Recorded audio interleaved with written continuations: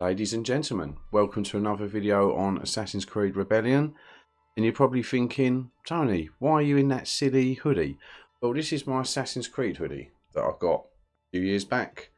And what better time to wear it than the release of Altair, the assassin that featured in the first game that launched the franchise that we all love, the reason we play this game, and the phenomenal series that, for the most part, which has obviously followed since. So in today's video, we're going to go through a bit of gameplay and a bit of an overlook of his abilities, as it's amazing to finally have him in the game. So yeah, let's dive in. I'm going to take this hoodie off a little bit because it's a little warm. Oh god, I don't know how they dress up in all that gear with that beautiful sunshine out there, but yeah, obviously tougher than I am. Right, so let's go through and find him. There he is.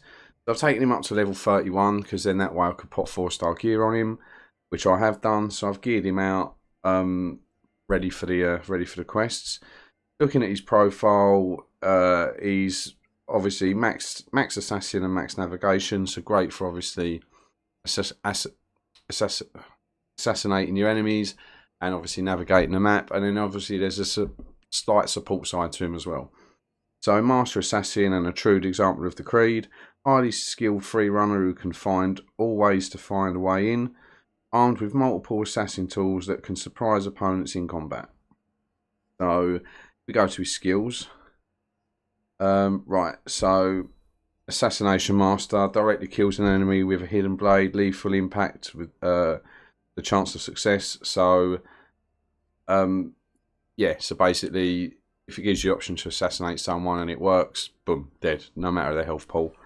Obviously gives him, like a lot of characters have got this, where you know it helps them traverse around the map quickly. You know, obviously it says you can do your leap of faith, your wall climbs, use your zip lines. You've got a high percentage of doing that. He's also got throwing knives.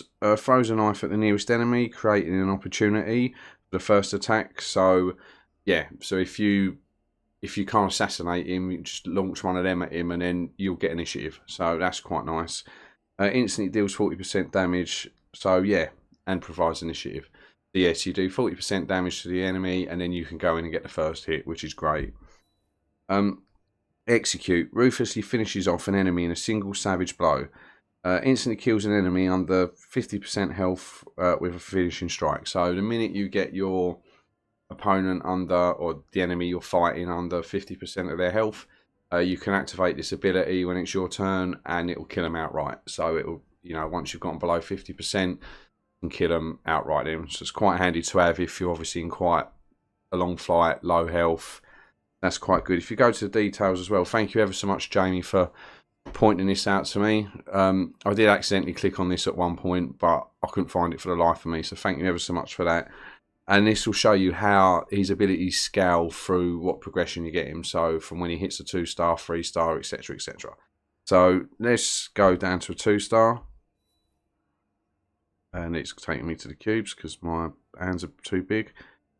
Right, so yeah, his assassination, it just increases by 37%. So the chances, so basically the higher level you've got, the higher star rating you've got, the more likely you're going to have like a 95% chance to assassinate them, because obviously the harder content you take on, the percentages drop. So the harder the enemy, the percentage drops on your ability to assassinate them, and this obviously keeps it in tick within the content. So that's quite nice.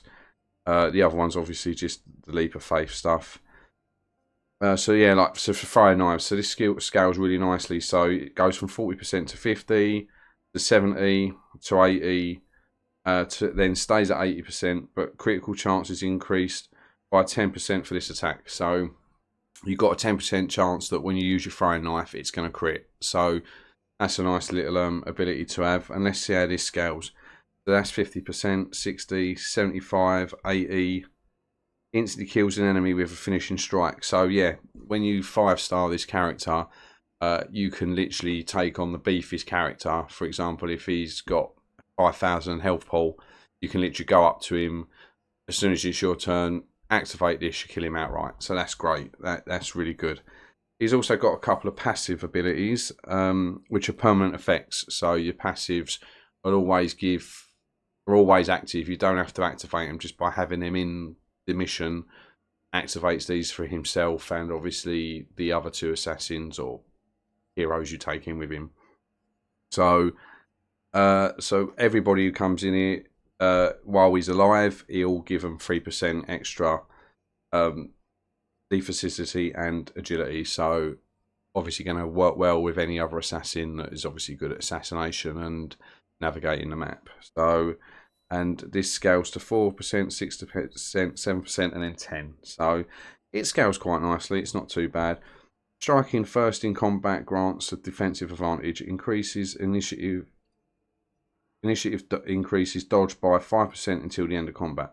So passively he gets an extra 5% on top of whatever his base dodge is. I believe it's 5%, so this gives him a 10% chance. And obviously when it scales up, it scales up to 12%, and you gain a 25% chance to strike twice. So if you do dodge, you get 2. It gives you a 25% chance to obviously attack twice.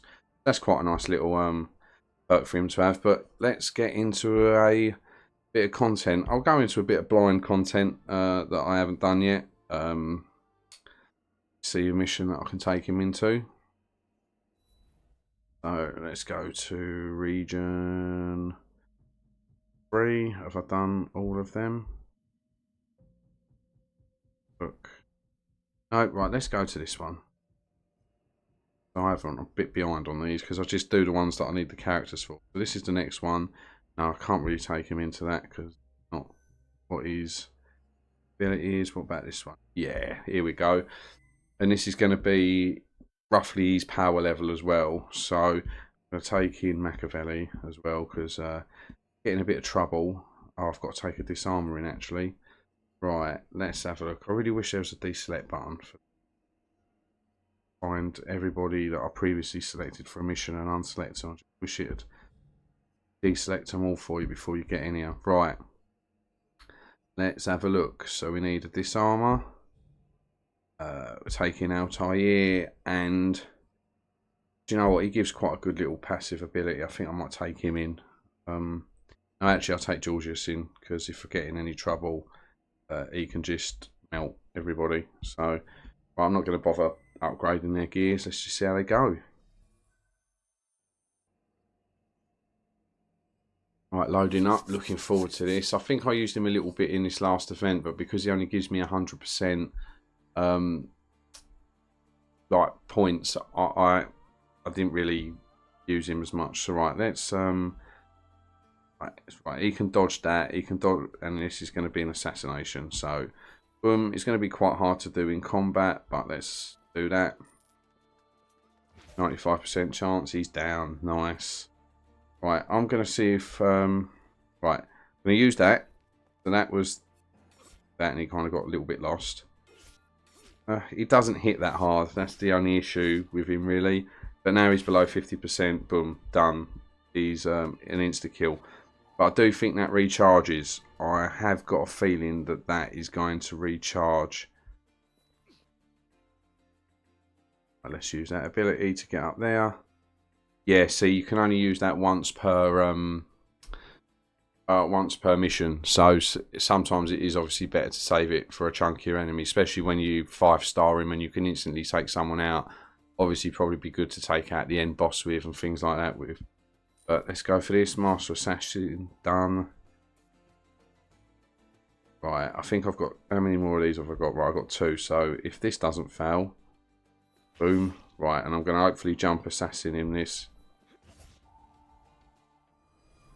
Yes. Love it. Absolutely love it. I'm so glad he's in the game. That was fairly easy. So yeah, he done alright. As I said, he's not the hardest hitter. But going in hand-to-hand combat, I find Ezio would probably be a better chance because he's got his counter-strike. And technically his attacks do 2 hits because he's got 2 hidden blades. You've got a bit more chance of getting more damage off. So I do think Ezio outclasses him a bit in the damage area. But, you know, he's still Altair, isn't he? He's still an absolute demon. Right, Right, let's take him into this one as well. And see who we'll take with us. So get rid of Georgios, auto heal him, get rid of him, don't need her. Let's take in Lupo. I really like Lupo, really do like Lupo.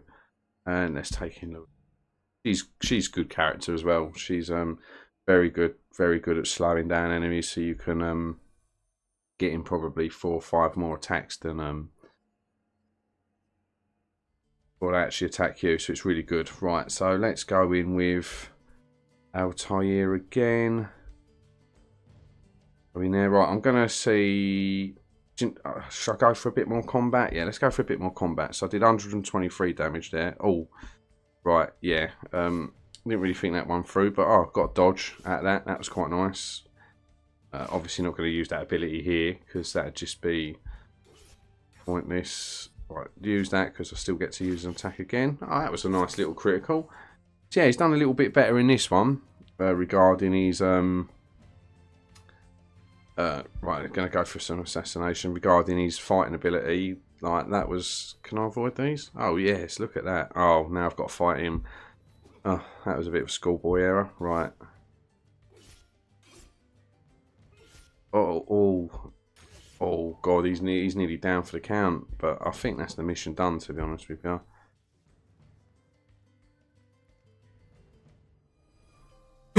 Yeah, he's decent. He's decent. As I said, like his character type is mainly for assassinating and navigating the map. The going into hand-to-hand combat isn't the best with him, as you just see. You know, that was a bit dodgy. If you are looking to possibly get into a couple of fights with him hand to hand, probably be best to take a healer with you, so that you've got a bit more like of his health to play around with. But yeah, he did all right. It's nice to have him in the game. Obviously, the higher star he gets, you know, he's going to obviously do slightly more damage, and his abilities are going to be a bit more effective. But as far as a 1-star goes, like compared to some of the legendaries they've brought out, he's been fairly solid. I think that's actually a decent little go at it. So yeah, so that is the video. So thank you ever so much for watching.